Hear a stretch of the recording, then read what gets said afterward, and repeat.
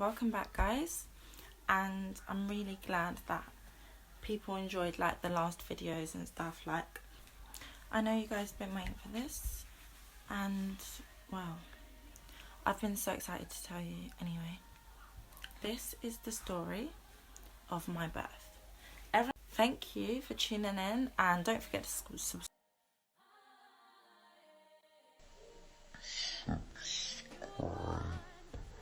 subscribe to my channel. So let's get this started. Let's get it started in here. I was in labour for 3 days. 3 days. Not one, not two, 3. Right. Feel for me, yo.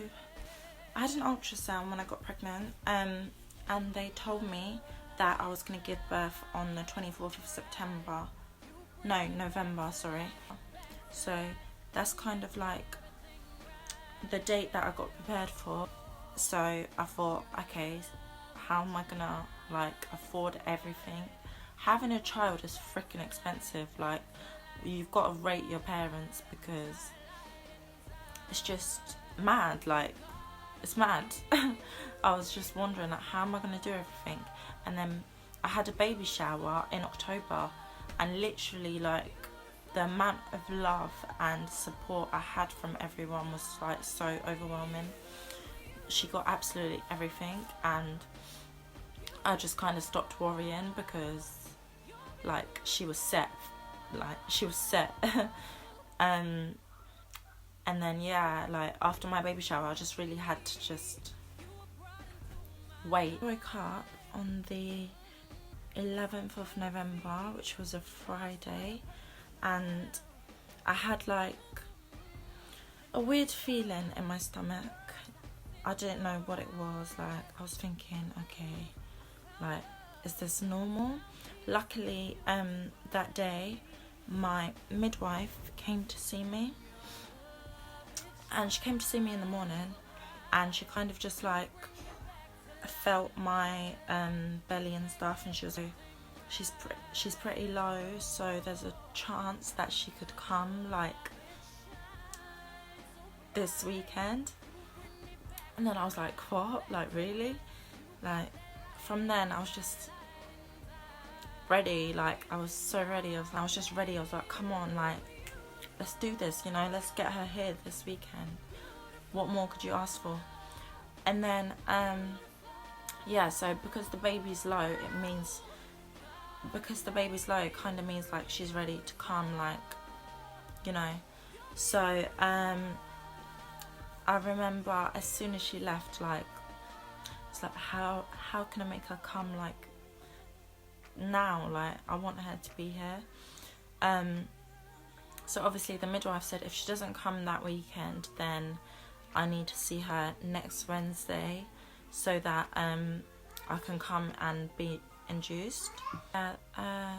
From the moment she left, I was literally just trying to induce labour. Like, I was googling what I can do, and obviously I have people in the family that just have like experience with kids, and they've had loads themselves.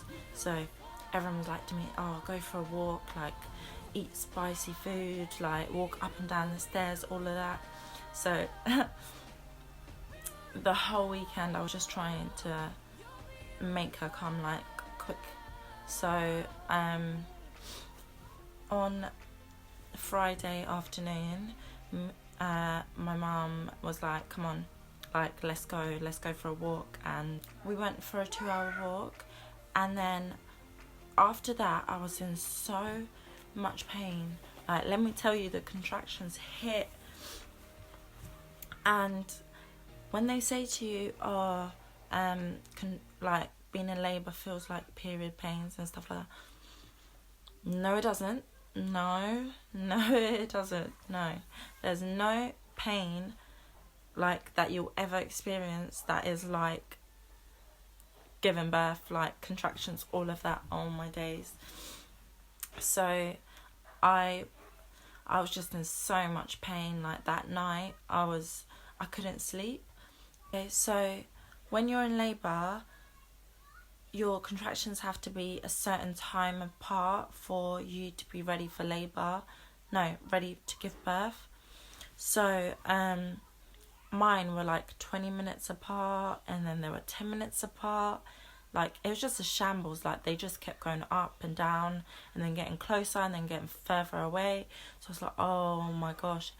It's like, so Friday she didn't come, and then Saturday it was the same cycle. Like, went for another walk, and this walk, I think this was the walk that done it, because I was walking with my mum, and I was having moments where I was like grabbing onto her, like in the middle of the street, and just stopping and breathing. Like, with contractions, the more you breathe, they tell you to breathe and not focus on the pain. My mum was like holding on to me, telling me to breathe, and I just couldn't. Like, you know when you feel like you can't breathe but you are breathing? Yeah, that's what it was like. When I got to the hospital, they told me I'm only 2 centimetres dilated.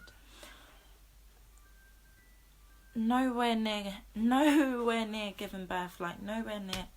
So I get sent home, and then obviously that night again I cannot sleep. I was on the sofa, and because I couldn't walk up the stairs anymore, like I just couldn't do it.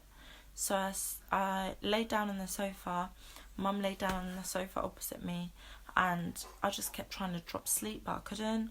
And we're counting my contractions, seeing how far apart they are. And then obviously my sister-in-law got back from her party. She also went on the sofa, and we're just kind of just waiting it out. And then the next day, it was a mazza. Like, the pain was ridiculous. Like, the whole weekend was a blur in itself. Like, I don't even know what I was doing the whole weekend. Like, was I eating? Was I sleeping? Like, it's just insane. Like, the pain is ridiculous. Like, if anyone ever tries to tell you they're in pain, just pause. You haven't given birth, like, you don't know what pain is. So, yeah. Yeah. So we then went to the hospital again on the Sunday, because I'd wore a night dress, because you have to wear something that you can push. Yeah. So, and then I was in this room where they're just monitoring everything, and then they moved me to another room, and I'm thinking, how are we getting this baby out? Because she does not want to come out. My waters haven't broken. I'm just in pain. And when I got in that room, I was thinking, I'm not going to be able to push. Like, I'm so tired. The whole weekend I did not sleep. I was drained. Like, I was just gone. And then there was like, do you want any pain relief? Like, and the whole time I was pregnant, I was like, nah, I'm never having pain relief. But I had pethidine, which they suggested that I take because I hadn't slept. Like, I hadn't had a wink of sleep, and I wanted the energy to push. So I had pethidine, and I think I kind of slept for like probably like 20 minutes. But yeah. And then when they came back again and they were like, right, you're ready, like, do you want to have another pain relief?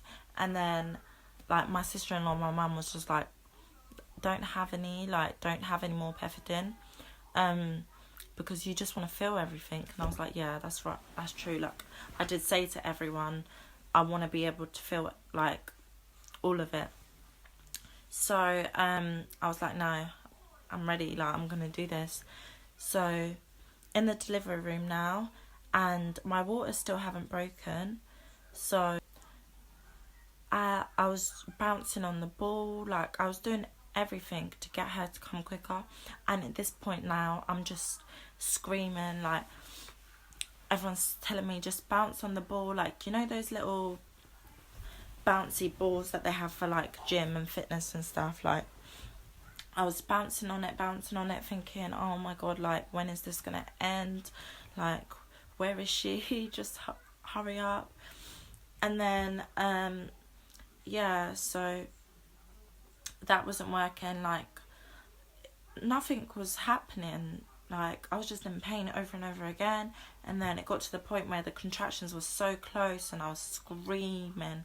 Actually, my waters haven't broken still, and when you're in labour and you're like so far dilated and your waters haven't broken, you have an urge to push when you have your contractions. Like, it just felt like I need to get her out of me, like, and it felt like she was coming out. And during my contractions I was saying, she's coming, and they're like, don't push, because obviously my waters haven't broken. And then it got to a point where they just laid me down in the bed and they broke my waters for me. Apart from the pethidine, which by the time I got in the delivery room, it kind of like worn off. So I was ready to give birth, and I had my gas in the air, and it was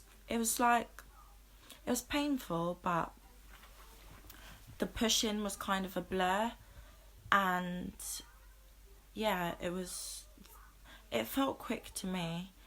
But then at the same time, like, when you're pushing, you have to like breathe through it. Like, when they tell you to breathe, you have to breathe, and you have to stop when they say stop. And there was a point where I was pushing and like she told me to stop and I just couldn't do it. Like, I couldn't stop and I just kept pushing, and the midwife was like, oh right, I want you to do it the biggest push you can now, like. And then like as I'm pushing, like, there's like a pain like around down there, like it's like a ring of fire, like it just felt like fire. They took her out and kind of like shaked her head a little bit, like, and then I hear meh, and it was amazing. Like, I just started crying, like I couldn't stop crying. And then I hear like my mum and my sister-in-law saying well done. Like, I just felt so proud, and I just started bawling. Like, I was just crying so much.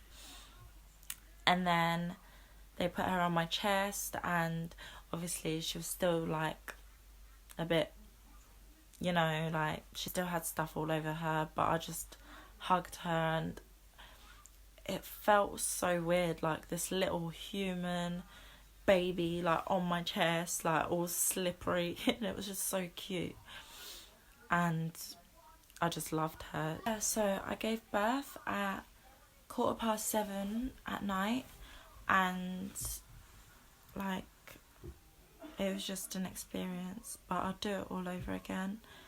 And after that I was left in the delivery room, and I didn't leave until the morning.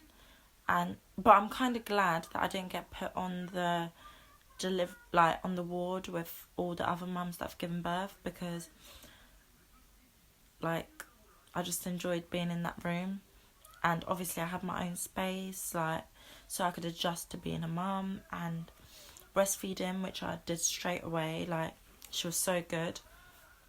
And yeah, obviously my mum could stay with me because of the fact that I was in a room by myself, so I'm grateful for that as well. And the whole experience was just amazing. And yeah, everything was okay after that. My stitches healed up after like a few weeks, and I just started adjusting to being a mum, like with a newborn and stuff. But I'm so grateful for my birthing partners, my mum and my sister-in-law, and that's my story.